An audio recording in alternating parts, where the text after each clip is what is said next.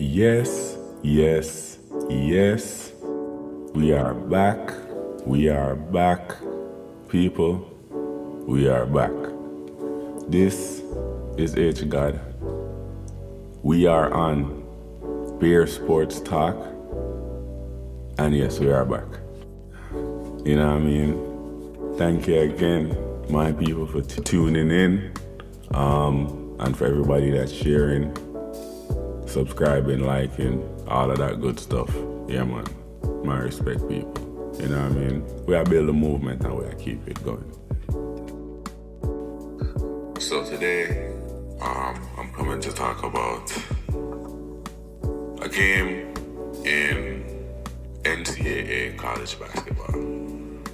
Yes. Now, I'm a fan of college sports. You know what I mean? College football more so than basketball. You know what I mean? I'm really more tapped into college football, but college basketball, especially around March Madness, you know what I mean, is one of the best spectacles in sports, point blank period.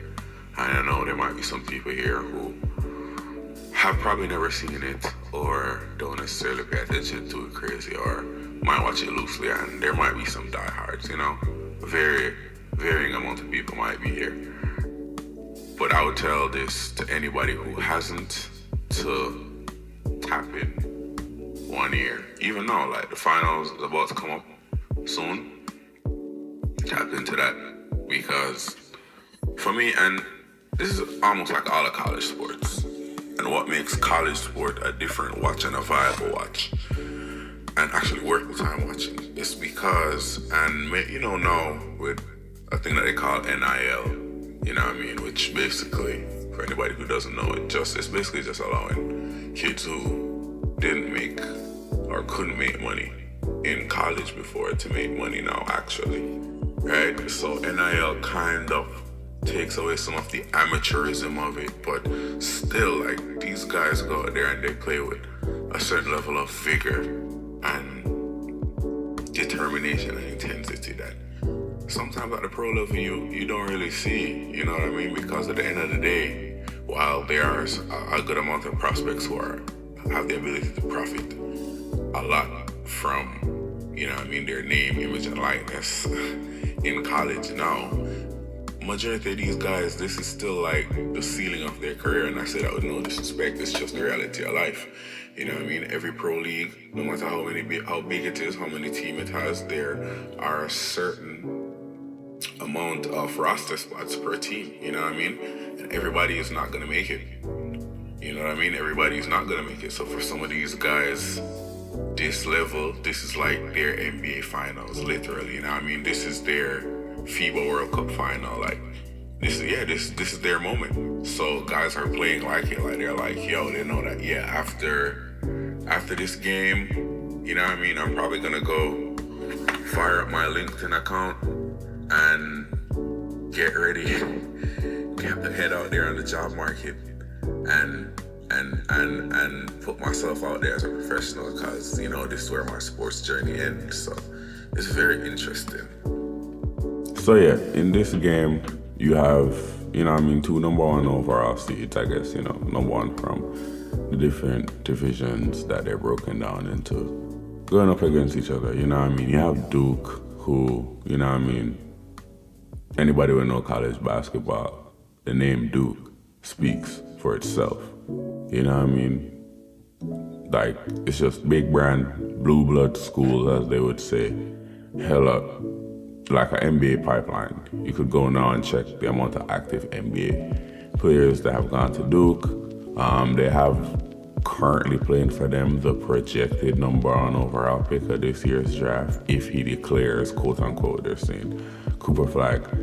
And they're going up against number 1 Houston, who, I'll be honest with you, I really first started paying attention to Houston when I seen a stat about their team the other day, and I'll see if I could find the post that I seen and put it here.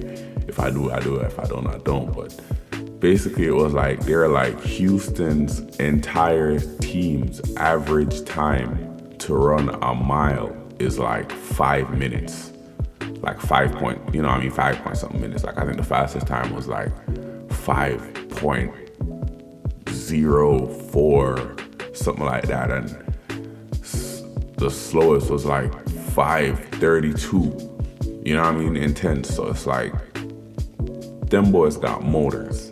That's the biggest thing I take away from that, And especially in a sport like basketball, when you have fitness and cardio of that level, and then as a team, that means you can play very, very high level competitive basketball on both ends of the floor throughout the game, because you have some guys who have some high fit level. So yeah, this was always going to be an interesting matchup, and to be honest, this is the matchup that bookmakers really foreseen happening. So that being said, the game starts as anticipated. Both teams look up for the occasion, the crowd up for the occasion, the place loud. They're pretty back and forth in the beginning. Duke having a slight lead, but Houston, like I say, and like I predicted, playing very, very intense ball. Like, them a double team flag whenever the chance they get, forcing other guys to make shot. And to the credit to them, a lot of them were making shots.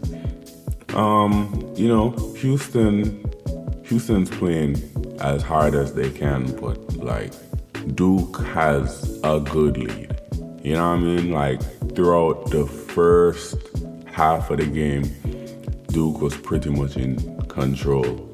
You know what I mean? And also, side note, but could I say, I like the fact of how, like, in college, they have the courts kind of set up where, like, the court is a bit above the bench, so the guys, like, the aesthetic of it, I kind of just like it. I don't know what it is. I think the NBA should adopt that. It just looks kind of cool to me. But that's just a side note. So yeah, honestly, throughout majority of this game, it was all Duke. Like, Houston doing their thing, playing hardball, getting in where they can, but like, just the quality of Duke. And Duke had a guy, Knuckle or something like that?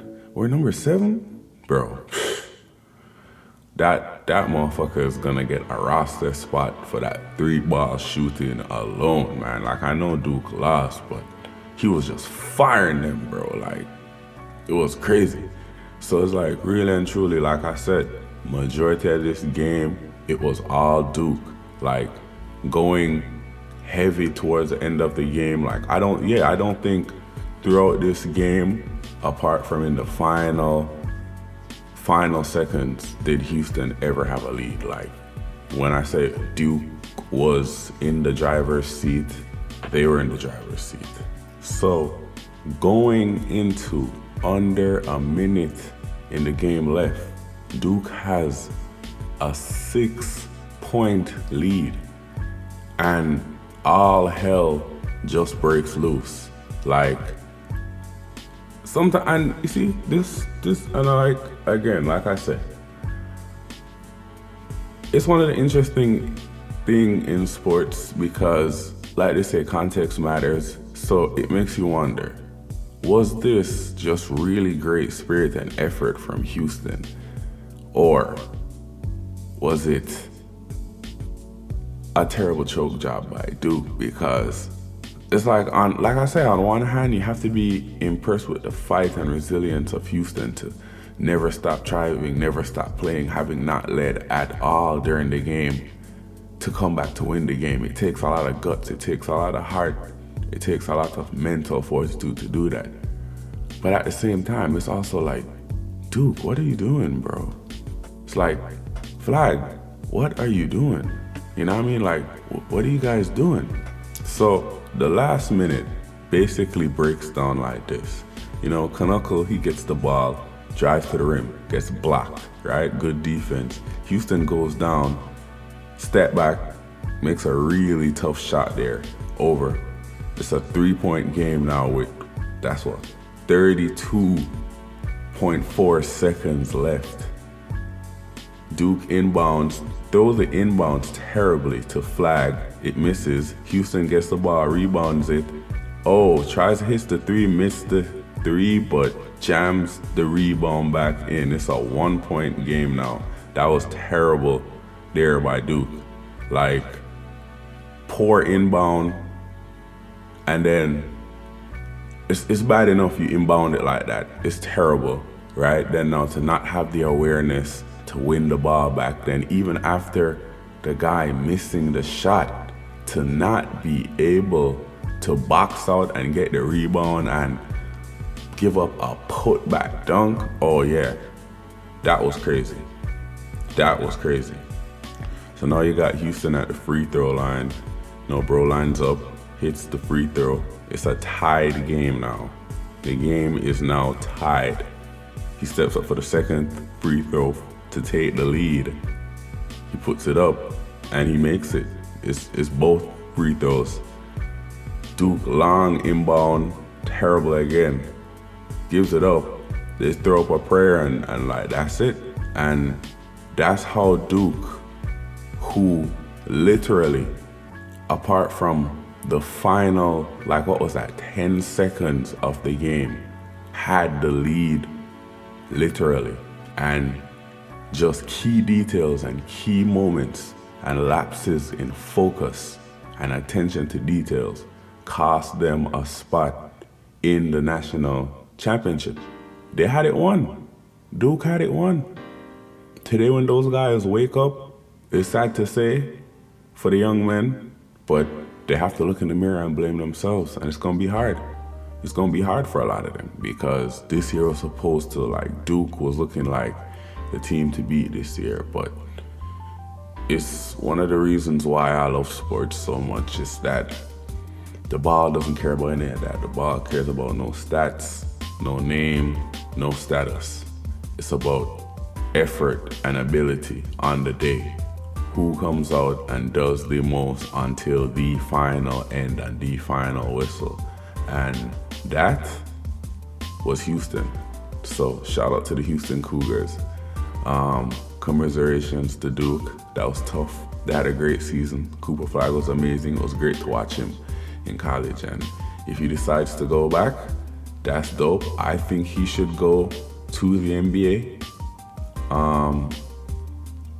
Obviously, you know what I mean? But hey, you never know what a guy's motivations are, and especially after a tough loss like this, you never know. I expect him to go to the NBA though, but you know what I mean? It's tough for them, but like I said, shout out to Houston. They showed that grind and effort is always rewarded, no matter what you do. And with that being said, that's everything I have for today. You know what I mean?